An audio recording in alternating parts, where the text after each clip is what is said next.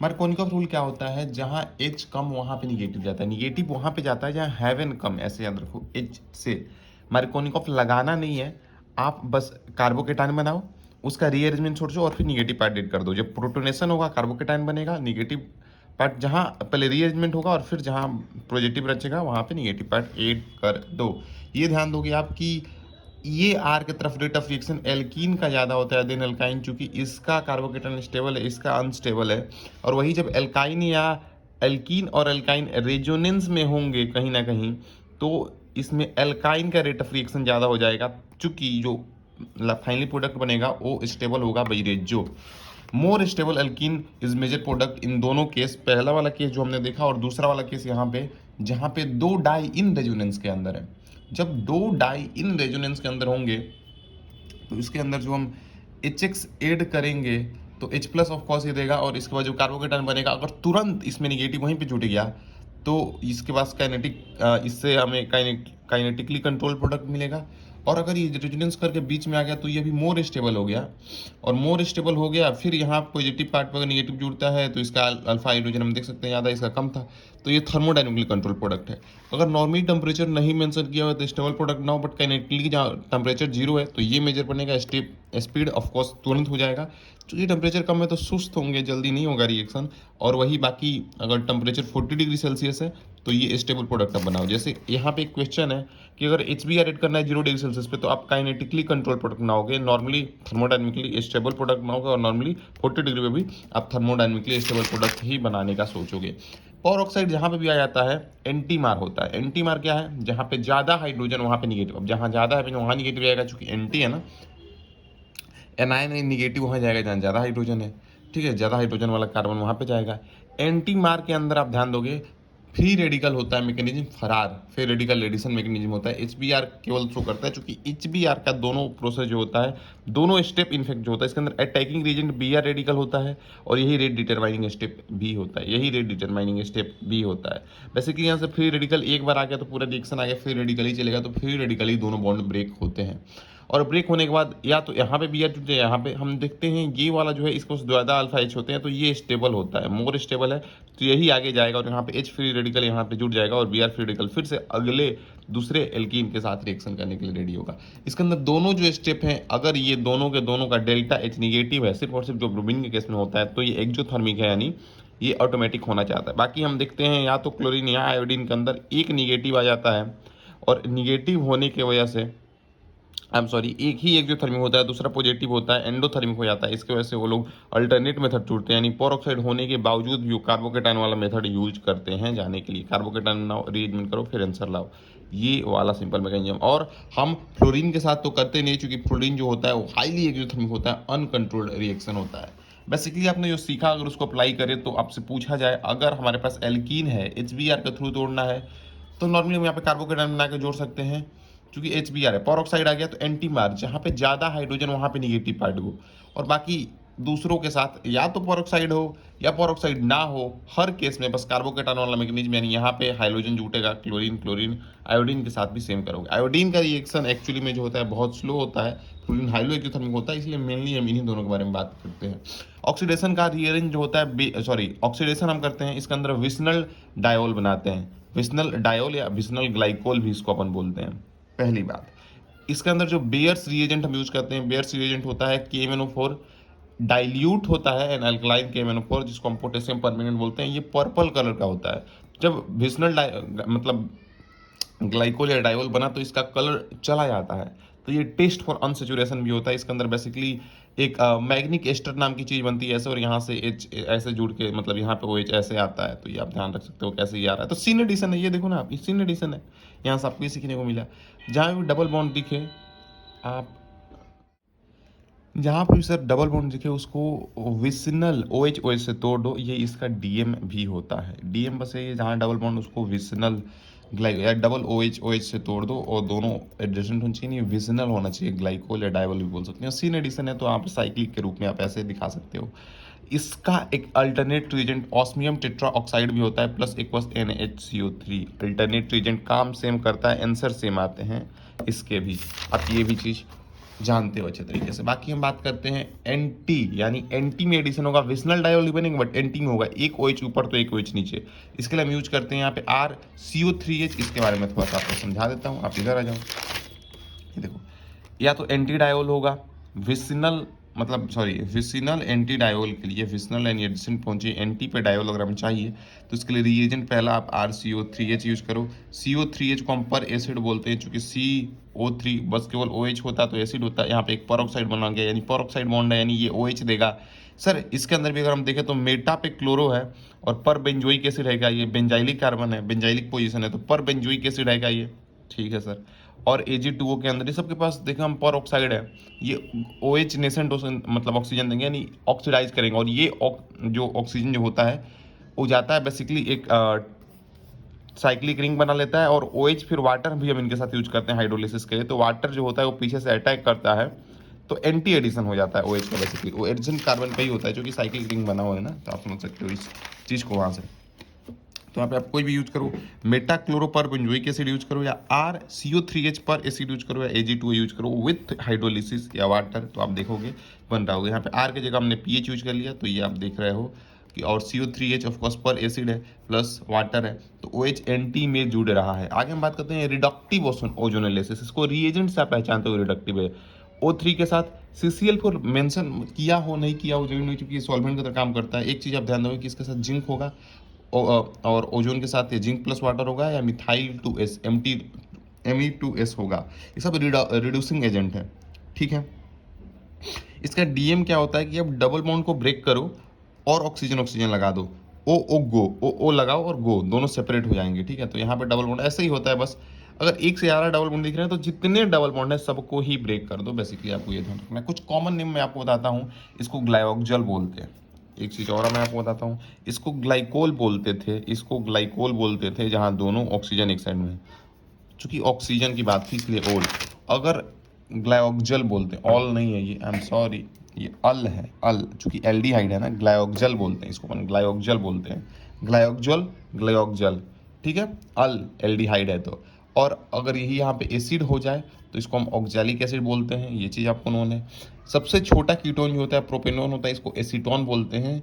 और COOH, और ये 4 है CH2 और COH, इसको हम एडेपिक एसिड भी बोलते हैं। अच्छा, आपको रिडक्टिव ओजोलिसिस के अंदर ये तो पता चला कि सर डबल बॉन्ड जो भी है उसको हम O से ब्रेक कर देंगे और गो, बट अगर ये हमें दिया हुआ और इसका रिएजेंट पूछे तो बस इसको ऑक्सीजन निकाल के और इन दोनों कार्बन को डबल बॉन्ड से जोड़ दो। यहाँ पे हमने ऑक्सीजन लगाया था, इसको हटा के फिर दोनों को जोड़ दो तो आपको सबसेट मिल जाएगा, तो ये कर सकते हो, ठीक है ना, रिडक्टिव ओजोलिसिस के अंदर। अब हम बात करते हैं ऑक्सीडेटिव ओजोलिसिस।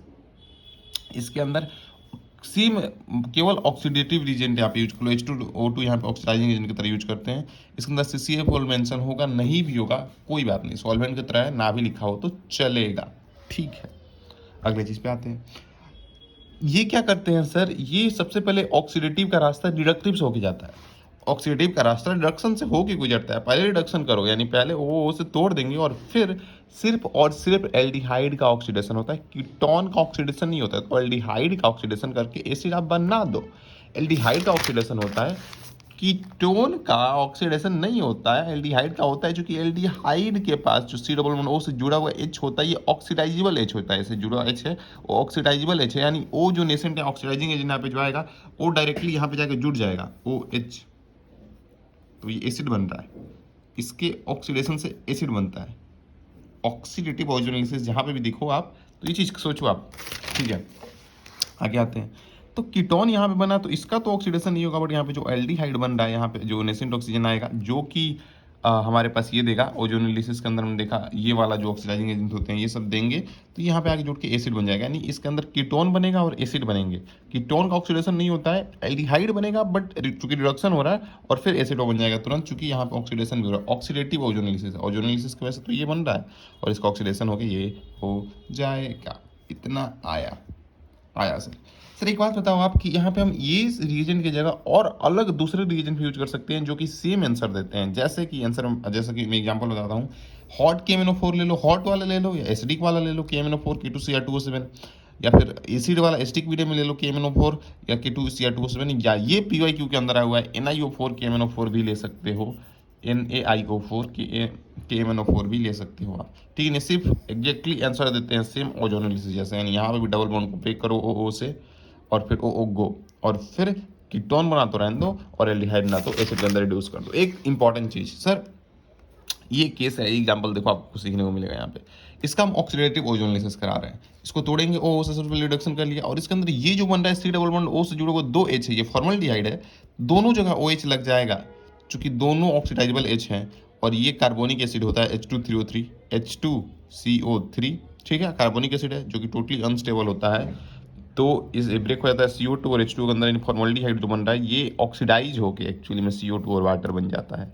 इसके अंदर जो होता है ऐसा मैकेनिज्म होता है कि एक मतलब ओजोन का घर बनता है जिसको ओजोनॉइड बोलते हैं, और यहाँ से ये ऐसे ब्रेक हो जाता है, तो ये जो एक्चुअली में डबल बॉन्ड था वहाँ पे ऐसा बनता है, और ये निकलेगा तो मतलब ऑफकोर्स यहाँ पे देख रहे हैं डबल बॉन्ड, और ये टूटेगा तो डबल बॉन्ड हो, ये टूटेगा डबल बॉन्ड हो, और जिंक और एक ऑक्सीजन लेकर चला जाएगा, जो कि इंपॉर्टेंट नहीं है जानना आपके लिए, बस आपको ये जानना था ओजोन के घर को ओजोनॉइड बोलते हैं या कुछ ऐसा होता होगा। हाइड्रोबोरेशन ऑक्सीडेशन के अंदर क्या होता है, HBO अपन इसको बोलते हैं। हाइड्रोबोरेशन ऑक्सीडेशन के अंदर हाइड्रोबोरेशन होता है BH3 से।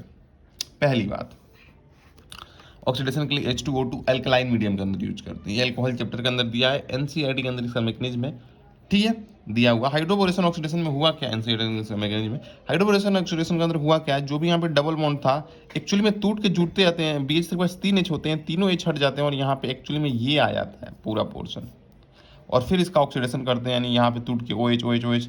तो हम देखेंगे जब ऑक्सीडाइजिंग एजेंट था, हाइड्रोबोरेशन तो हो गया, अब ऑक्सीडेशन जब होता है तो यहाँ पे प्राइमरी अल्कोहल बनता है, क्योंकि यहाँ पे देखो ना ये और OH ऐसे ही 3 प्रोडक्ट बन रहे हैं। पहली बात। अगली बात पर हम बात करते हैं, इसके अंदर जो अटैकिंग रिएजेंट होता है वो BH3 होता है। सर BH3 अगर अपने पास नहीं है, B2H6 के फॉर्म में वो एग्जिस्ट करता है, BH3 जो होता है फ्री एग्जिस्ट नहीं करता है, चूंकि ये डाइमर के फॉर्म में एग्जिस्ट करता है, इसके पास वैकेंट P भी होता है, इसलिए ये इलेक्ट्रोफाइल की तरह काम कर रहा है, चूंकि इसमें वैकेंट P है। तो B2H6 जो है आपके पास, ये THF का यूज करते हैं, THF का फुल फॉर्म टेट्राहाइड्रोफ्यूरान, ये है उसका स्ट्रक्चर। ऑक्सीजन पर लोन पेयर होंगे, BH3 को इधर से दे देता है, B2H6 यहाँ पे है, तो एक BH3 को मिल गया लोन पेयर, तो एक अकेला बच गया, और यही फिर से अकेला इलेक्ट्रोफाइल की तरह काम करेगा, जो कि हाइड्रोबोरेशन हमने देखा कैसे करता है, ठीक है। इतना क्लियर हो गया सर अच्छे से। इसके अंदर कुछ OP पॉइंट के बारे में बात करते हैं अपन, पर उससे पहले मैं आपको इसका DM बताता हूँ। DM बड़ा सिंपल है, एंटी मार लगाओ, वाटर को ऐड कर दो, वाटर को एंटी मार से ऐड करते हो, एल्कीन से अल्कोहल बनता है, OH वहाँ जाएगा एंटी मार के अंदर जहाँ पे ज़्यादा हाइड्रोजन होंगे, इतना आता है आपको। तो बस यही करेंगे तो हमारा आंसर आया था। इसके अंदर एंटी मार एक्चुअली में नहीं लगता है, बस DM के लिए हम यूज करते हैं। DM यानी बस मैकेनिज्म से रिलेटेड नहीं है, शॉर्ट ट्रिक है बस जो आंसर ला दे। इसके अंदर हम कुछ भी यूज कर सकते हैं, everything is fair in love and DM, ठीक है। एंटी मार के बारे में थोड़ा सा बात करते हैं। एंटी मार एक्चुअली में बस ऐसे यूज करते हैं ताकि आंसर आ जाए, ठीक है ना। इसके अंदर OH जो होता है एंटी मार से ऐड कर दो, इसके अंदर अल्कोहल बन जाएगा फिर आपका, ये चीज़ क्लियर हो गई कि आपकी, ठीक है सर। एंटी मार अगर हम यहाँ पे यूज करें तो यहाँ पे जो OH होगा ये यहाँ पे जाके जुड़ जाएगा, क्योंकि ज़्यादा हाइड्रोजन यहाँ पे है, तो यहाँ पे ऐसे डायरेक्ट दिख रहे हैं आंसर आ गया, आप कितना कुछ करने की जरूरत ही नहीं है। अब हम देखते हैं कि इसके अंदर एक्चुअल मैकेनिज्म जो BH3 एड होता है वो मार्कोनिकॉफ से एड होता है। इसके अंदर 4 मेंबर साइक्लिक स्टेज बनती है, और साइक्लिक ट्रांजिशन स्टेट बनती है, 4 मेंबर साइक्लिक ट्रांजिशन स्टेट बनती है, यानी साइक्लिक ट्रांजिशन स्टेट बनती है, सिन एडिशन होता होगा इसके अंदर।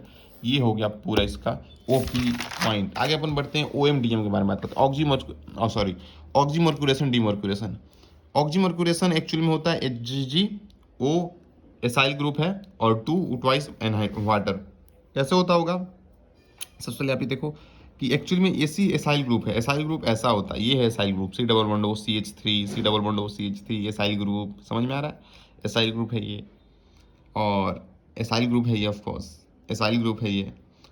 ऑक्सीजन और 2 थे ऐसे, तो 2 और ये ऑक्सीजन के बाद एसाइल ग्रुप आ गया, और वाटर यूज करते हैं। इसके अंदर एक्चुअली में होता क्या है, डबल बॉन्ड इसको दे देता है, मतलब इस पर अटैक करता है, एक को निकल जाता है O और एसाइल ग्रुप, और एक बचता है, फिर वो साइक्लिक हाइड्रोनियम आयन की तरह जैसे बनता था पहले वैसा कुछ बनाते हैं, और फिर पीछे से जाके OH ऐड हो जाता है, चूँकि वाटर इसके अंदर है, तो आप समझ सकते हो ऐसे, या ठीक है रफली वैसा ही होता होगा। DM में ध्यान ही नहीं रखना है, सॉरी मैकेनिज्म में ध्यान नहीं रखना है, DM बस ध्यान देना है। एल्कीन में पानी मार दो, OMDM है, एल्कीन में पानी मार दो, मार्कोनिकॉफ रूल यहाँ पे यूज करेंगे। एक्चुअली में देखो ना, जो हमने हाइड्रोबोरेशन ऑक्सीडेशन देखा उसके जो आंसर आते हैं उसको अपोजिट कर दोगे तो OMDM के आंसर आने लगेंगे, यानी SBO जो हमने हाइड्रोबोरेशन ऑक्सीडेशन देखे इसके अंदर वाटर यूज करते हैं, वाटर ऐड करते हैं एंटी मार के थ्रू, OMDM के अंदर आप वाटर ऐड करो मार के थ्रू, तो आंसर आ जाएगा। वाटर ही ऐड करना है दोनों के अंदर, दोनों सेम थे इसलिए हमने साथ में पढ़ लिया। वाटर ऐड करो, इसमें एंटी मार के थ्रू करोगे आंसर आ जाएगा, इसके अंदर मार के थ्रू करो, रीअरेंजमेंट नहीं करोगे आ जाएगा। एग्जाम्पल देख लो आप, जैसे ये है OMDM के थ्रू वाटर ऐड करना है बस, तो कहाँ यहाँ पे मार यानी जहाँ कम हाइड्रोजन, हेवन जहाँ हाइड्रोजन जहाँ कम है वहाँ पे निगेटिव जाएगा ना, निगेटिव यहाँ पे आ जाएगा। निगेटिव यहाँ पे OH है ना, तो यहाँ हाइड्रोजन कम यहाँ पे आ गया, बस यही है। और NaBH के अंदर ये आप ध्यान रखो, सोर्स ऑफ ये क्या होता है, ये सोर्स ऑफ H माइनस होता है। कैसे? Na प्लस PH4 माइनस, और ये जो है इसको हम लिख सकते हैं H minus PH3 plus, source, बस।